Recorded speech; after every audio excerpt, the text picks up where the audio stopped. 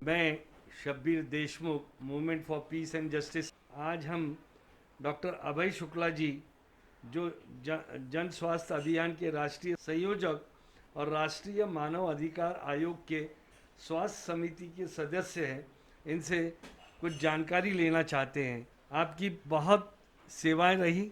आप ज़िंदगी का बड़ा हिस्सा, तकरीबन 30-35 साल आपने पब्लिक की साथ काम किया है। तो मैं आपसे ये जानना चाहूँगा, कोविड महामारी से हम को क्या सबक सीखना चाहिए? धन्यवाद movement for piece and justice की तरफ से ये चर्चा रखने के लिए। और आ, जैसा आपने पूछा है, कोविड की जो पूरी महामारी रही, इससे हमको क्या सबक सीखना चाहिए। देखिए, ऐसा कहा जाता है कि जो मूर्ख व्यक्ति होता है वो अपने अनुभव से भी नहीं सीखता है। जो सामान्य व्यक्ति होता है वो अपने अनुभव से सीखता है, और जो बुद्धिमान व्यक्ति होता है वो दूसरों के अनुभव से भी सीख लेता है। कोविड की पूरी महामारी से इतने पूरे दुनिया भर में और पूरे देश में और महाराष्ट्र में इतनी तबाही हुई है। आपको पता है कि महाराष्ट्र सबसे ज़्यादा प्रभावित प्रदेश है इस पूरे देश का।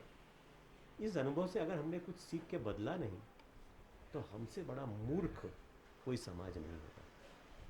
और इस महामारी के वजह से आपको जैसा पता है, हज़ारों लोगों की मौत हुई है। और इस दौरान हमारी जो स्वास्थ्य व्यवस्था है उसकी जो कमज़ोरियां हैं, उसकी जो कुछ भयंकर कमज़ोरियां हैं, ये सबके सामने उजागर हो गई। तो इससे हमको कम से कम 6 सबक सीखने चाहिए और उस पर अमल करना चाहिए, ऐसी मेरी राय है। सरकारी स्वास्थ्य सेवा की स्थिति क्या रही और इनके बारे में आप क्या करना चाहिए? देखिए, महाराष्ट्र में और वैसे देखा जाए तो देश भर में अधिकतर जो कोविड के मरीज़ हैं उनका इलाज सरकारी स्वास्थ्य सेवाओं ने किया। सरकारी स्वास्थ्य सेवाओं में 70 से 80% कोविड के पेशेंट्स का उपचार हुआ। लेकिन इस पूरी प्रक्रिया में आपने देखा होगा, मुंबई में, ठाणे में, पुणे में, कई बड़े शहरों में एक ऐसा समय था जबकि अस्पताल, सरकारी अस्पताल पूरे भरे हुए थे। कोविड के मरीज़ों को अस्पतालों में बेड्स नहीं मिल रहे थे, और एक त्राही त्राही की एक पूरी परिस्थिति तैयार हो गई थी। देखिए, पब्लिक हेल्थ सर्विसेज किसी भी देश की, किसी भी समाज की लाइफ लाइन होते हैं। वो लाइफ लाइन यदि टूट जाए तो फिर लाइफ जो है लोगों को गंवाने पड़ते हैं। और हमने महाराष्ट्र में देखा है, ये जो हमारी लाइफ लाइन है पब्लिक हेल्थ सर्विसेज, इसको पिछले कई दशकों में महाराष्ट्र के अलग अलग जो सरकारें रही हैं, इन्होंने इसको नेगलेक्ट किया है, इसको नज़रअंदाज किया है। और इसको जो जितना आवश्यक बजट मिलना चाहिए था वो बजट भी नहीं मिला और स्टाफ भी नहीं मिला, और जिसकी वजह से आज 2020 में हमको ये समस्या झेलनी पड़ी। आज देश भर में स्वास्थ्य सेवाओं के ऊपर हर साल सब सरकारें मिल करके 1765 रुपये साल में खर्च करती हैं। ये बहुत कम है, ये दुनिया के हिसाब से बहुत कम है। लेकिन महाराष्ट्र में इससे भी कम, राष्ट्रीय औसत से भी 500 रुपये कम, सिर्फ 1266 रुपये पूरे साल भर में खर्च होते हैं। यानी कि दिन में 3.5 रुपये। दिन में 3.5 रुपये में क्या आ सकता है? ये आप खुद सोच सकते हैं। ये बहुत ही नाकाफ़ी है, ये बहुत ही कम है। मतलब जो राज्य का जो स्टेट डोमेस्टिक प्रोडक्ट है, उसका अगर उसको हम 100 रुपये माना जाए, तो सरकार, महाराष्ट्र सरकार स्वास्थ्य सेवाओं पे 50 पैसे से भी कम खर्च करती है। 100 रुपये में से 50 पैसे से भी कम, आधा टक्का। ये बहुत ही इनसफिशिएंट है। इसको बढ़ाने की ज़रूरत है, और इसको बढ़ाना संभव भी है। हमारे ही देश में कई ऐसे राज्य हैं जहाँ पर कि साल में 3,000 रुपये, 4,000 रुपये, 6,000 रुपये तक, गोवा में 6,000 रुपये सरकार खर्च करती है हर साल, हर नागरिक के ऊपर। हमारा बगल का राज्य है। तो हिमाचल में 3,500 से 4,000 रुपये खर्च करती है। हिमाचल कोई बहुत अमीर प्रदेश नहीं है। तो हमारे महाराष्ट्र सरकार को आने वाले 2 से 3 सालों के अंदर स्वास्थ्य के ऊपर खर्च होने वाला बजट कम से कम दुगना करना चाहिए। यानी कि हर साल कम से कम 40% से, इस साल का जो बजट आने वाला है मतलब 2021 में, उसमें कम से कम 40% से 50% की बढ़ोतरी करनी चाहिए। और हर साल 40 से 50% बढ़ोतरी होगी तो स्वास्थ्य का बजट वो एसडीपी का करीब करीब 1% या उससे थोड़ा ऊपर जाएगा। और कम से कम 2% एसडीपी का ये होना चाहिए आने वाले 3 से 4 साल के अंदर। ये बहुत ज़रूरी है। और दूसरी चीज़ ये है कि स्वास्थ्य सेवाओं का जो निजीकरण किया जा रहा है, आपको शायद पता होगा कि नीति आयोग ने एक पूरी योजना बनाई है कि देश भर में जितने बड़े बड़े डिस्ट्रिक्ट अस्पताल हैं इनको प्राइवेट मेडिकल कॉलेजेस के हाथ में दिया जाएगा। ये प्रस्ताव तुरंत रद्द करना चाहिए और महाराष्ट्र गवर्नमेंट भी इसके ऊपर विचार कर रही है।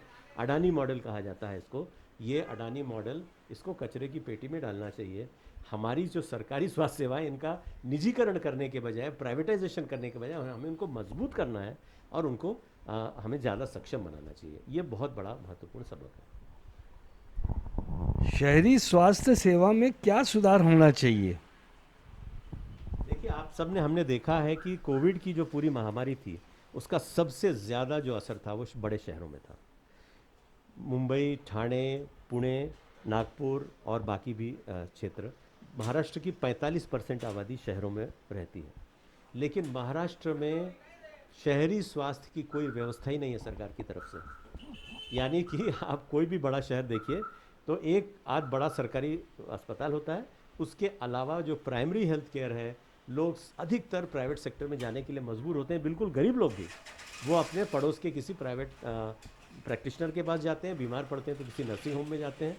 और महाराष्ट्र में आज प्राइमरी हेल्थ केयर या पब्लिक हेल्थ सर्विसेज की शहरों में कोई व्यवस्था नहीं है। एक नेशनल अर्बन हेल्थ मिशन बना है केंद्र सरकार ने, उसकी तरफ से ये अपेक्षित था कि शहरों की स्वास्थ्य व्यवस्था को सुधारा जाएगा।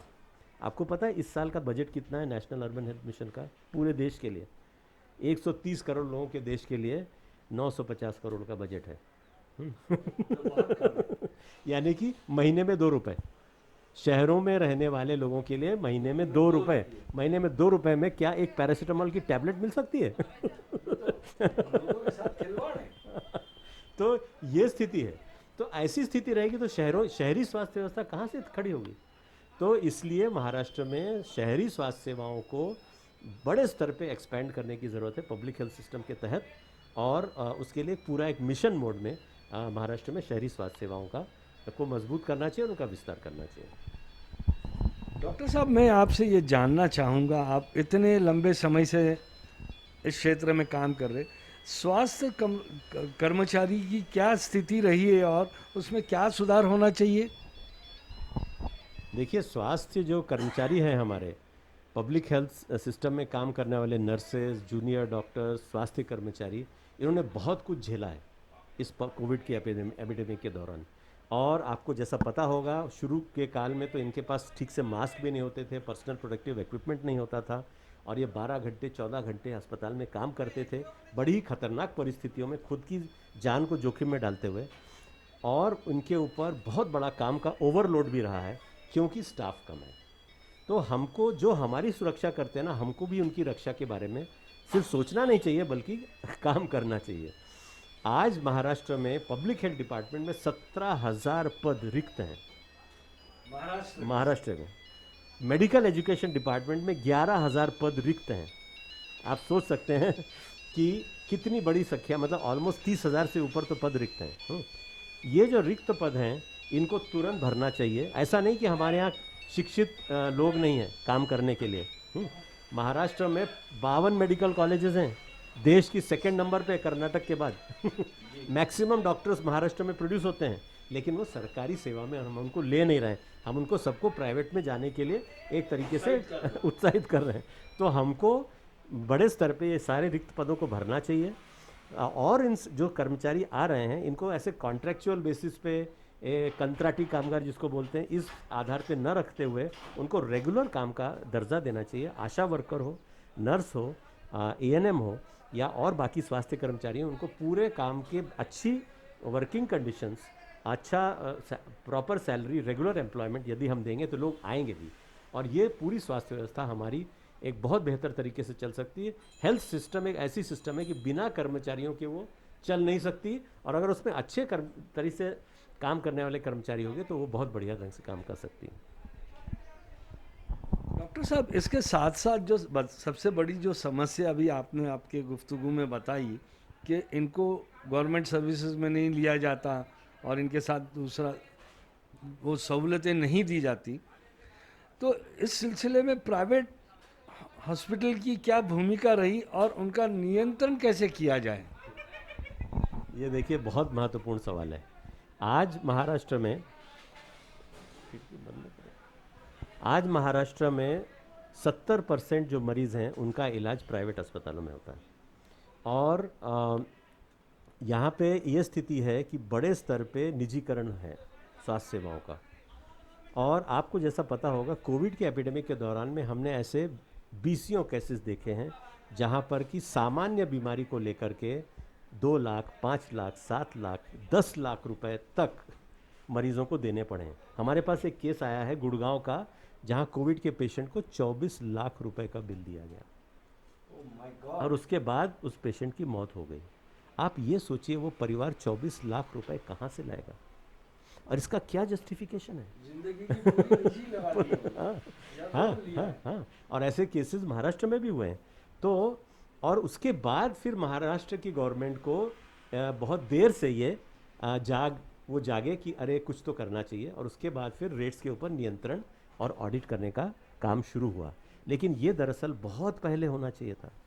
2014 से महाराष्ट्र में क्लिनिकल एस्टेब्लिशमेंट एक्ट का एक मसूदा तैयार है जो सारे प्राइवेट अस्पतालों पे नियंत्रण करने के लिए एक आवश्यक कानून है।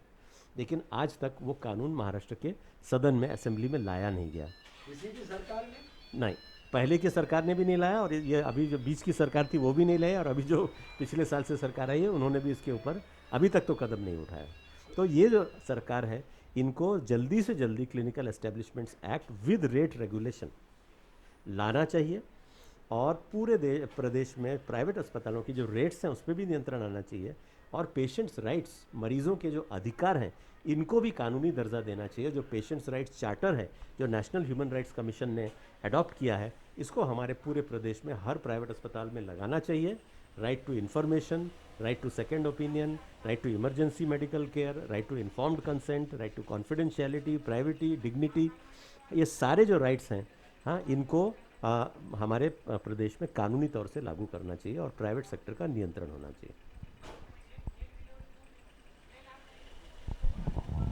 डॉक्टर साहब, अभी आपने जो महत्वपूर्ण जानकारी दी, इस पूरी प्रक्रिया में लोगों की भागीदारी और लोगों की निगरानी कैसे हो सकती, इस पे कुछ रोशनी डालिए। देखिए, ये जो सरकारी हमारी स्वास्थ्य व्यवस्था है, ये अकेले ये जो है ना लोगों को स्वस्थ बनाने का काम नहीं कर पाएगी। इसको लोगों के साथ में काम करना होगा। और कोविड के ऊपर जहाँ जहाँ दुनिया भर में नियंत्रण हुआ है, वहाँ वहाँ का ये अनुभव है कि लोगों की भागीदारी उसमें बहुत महत्वपूर्ण रही है। और केरल जैसे जगहों में भी जहाँ जब लोगों की भागीदारी, पंचायत सदस्य, स्थानिक महिलाओं के बचत गट, अलग अलग स्थानिक कार्यकर्ता जब शामिल हुए प्रक्रिया में, तब कोविड के ऊपर नियंत्रण ज़्यादा संभव हुआ। पुणे शहर में भी हमने देखा है कि एक जॉइंट टास्क फोर्स बना, तो उसके तहत कुछ बस्तियों में, कुछ जगहों में एक संयुक्त तरीके से काम किया गया। तो पहली बात यह है कि सरकार को ये मानना चाहिए कि लोगों की भागीदारी के लिए एक खास तौर पे विशेष प्रयत्न होने चाहिए कि उसके लिए एक प्लेटफॉर्म तैयार किया जाए, उसके लिए कुछ मैकेनिज़्म्स तैयार किया जाए, और उसके साथ साथ लोगों की निगरानी, जिसको हम लोकाधारित देखरेख कहते हैं, ये पूरे स्वास्थ्य व्यवस्था के ऊपर होनी चाहिए।